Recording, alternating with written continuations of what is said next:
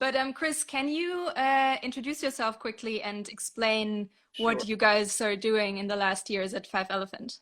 So my name is Kris Schackman. We, since 2010 have been roasting coffee here in Kreuzberg. We source coffee directly for the most part. I would say around 85% of what we purchase is directly from producers. We ship it here to Berlin. We roast coffee for our now 3 cafes, soon to be 4 cafes, and also for wholesale customers, B2B, customers like offices and wholesale outlets. And we also do a web shop where we sell B2C. And we've been operating mostly, let's say, for the first few years in our cafe in Kreuzberg. And then we moved into our new roastery around the corner, where we really, 2014, we started really focusing a lot more on wholesale. We're selling our coffee worldwide, I would say, to at least 50 countries.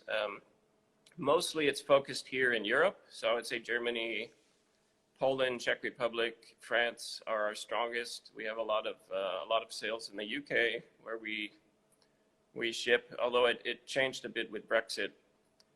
But we're roasting really, I would say we're not a small roastery, we're not a micro roastery, but we're more of a medium-sized roastery. So that's in the, let's say, 50 to 150 ton range per year. And we're focusing on a high quality premium coffee, and we also have a medium quality coffee that we serve for things like full automat machines. So we have a relatively diverse range for what we offer. You mentioned it already. You have 2 different kinds of quality. And when we talked before, you said that is part of your holistic view on coffee. Can you go a little bit more into that? Why it is? Well, when you talk about direct trade, I can maybe explain it a little more simply. A lot of people think that you go and visit a farm and you shake hands. A lot of people don't really understand what's involved in that. And there is a lot of, let's say, quote unquote, direct trade that's going on. People are going to origin, usually with a buying partner, and they get a kind of coffee tour for them. They get to meet the people where their coffee comes from, but they're not really adding much of a value except that they're supporting higher pricing. So in our case, we look for other reasons why we work at origin. So how we can add value to working with our partners. And one of those ways that we defined some years ago, I would say around the time when we moved into our new roastery, we started thinking, okay, how can we really add value to working at origin in a way that also supports what we want to do here? It gives us an infrastructure for building out a roastery that has nice equipment. We have enough staff that we can not really have the kind of pressure that we would have had if we were just focusing on only the absolute premium coffee, which we also do focus on. So we started having an idea, and we asked a lot of our partners. I would say in the beginning, we did this in Brazil mostly, but we've now moved that into El Salvador, and we're working on this in Kenya as well. And the idea is that we buy more coffee of what our producers, the partners that we work with have to offer, because they all have challenges trying to sell coffee to, around the world.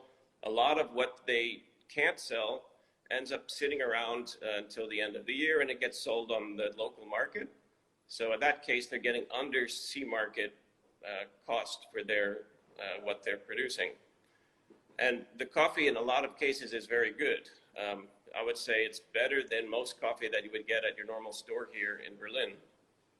So we had this idea that we would buy more volume from the partners that we work with, which helps us in a lot of ways. It helps us, first of all, access other customers that we wouldn't normally have because our coffee price is too high. And it also helps us to reduce our shipping, our logistic costs all go down.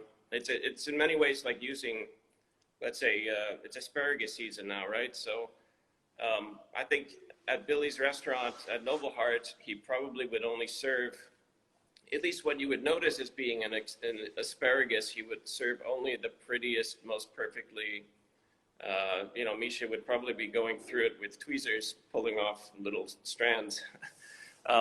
But there's a lot more asparagus that people have to sell. So I would say what we sell as a roastery under Five Elephant is probably only around 5% of what a producer has produced that year. And what happens to the other 95%? In a lot of cases, it gets picked up by green coffee traders, but in our experience, much of the coffee ends up going to waste, but by simply being sold on a local market where they do need coffee as well. But yeah, I would say there's a lot of opportunity to add value to that coffee, which is something we started doing in Brazil. Now we do it in El Salvador, and really adding that value in that way. It brings us much closer together with our, you know, the people that we work with our partners. For sure. And I want to talk with you about that a little bit more concrete later. But what were the projects for the future that you had before this crisis? What were you're establishing those relationships for a long time now? You started also a cafe, and at this point, what were the next steps for you? Like a month ago, or like six weeks ago? So we had just finished. You know, we actually have a cafe which is in the middle of being built out. So we are, let's say, opening retail outlets, which seems kind of crazy to think about that now.